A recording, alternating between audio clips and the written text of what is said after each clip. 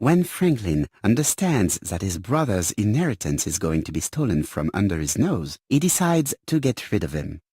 In order not to be considered as a suspect, he has the idea of including the murder as part of a series that the police will put down to a madman. Franklin uses Sir Carmichael's medical records to choose his victims as well as the ideal suspect, Alexander Bonaparte Cust, who was seriously wounded in the war and suffers from bouts of amnesia. Franklin writes the letters he will send me before each murder on his own typewriter in advance. He contacts Cust by letter and offers him a job. Cust is convinced that he is working for a hosiery company.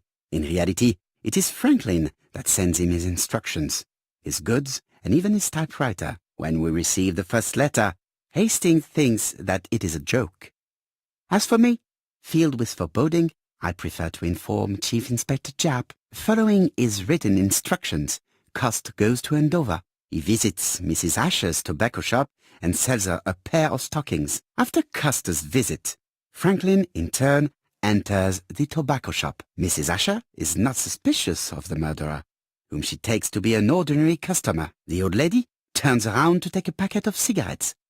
She is beaten to death. We investigate the first murder with Hastings. No suspect has a motive. A few weeks later, we receive a second letter signed ABC.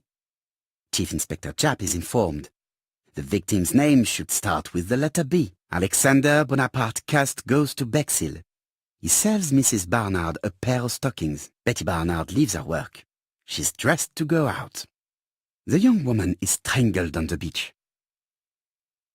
Betty was killed by the man who had arranged to meet her that evening, the seducer Franklin Clark. In Bexhill, Donald Fraser appears to be the perfect suspect for Betty's murder, but he has no connection with Mrs. Asher. 5 days after the Bexhill murder, Cust goes to Churton for his work. In the afternoon, Sauergret turns away a stocking seller. After dinner, Sir Carmichael Clark takes his usual walk. His brother waits for him, hidden behind a bush. The murderer leaps out from his hiding place and cuts Sir Clark's throat. The third letter arrived late. Franklin deliberately wrote a wrong address. In Churton, Thorogray and Franklin Clark are the main suspects. Back in London, Cust is seized by a violent coughing fit and brings up blood. He stains his shirt, which later frightens his landlady. We receive the final letter from ABC.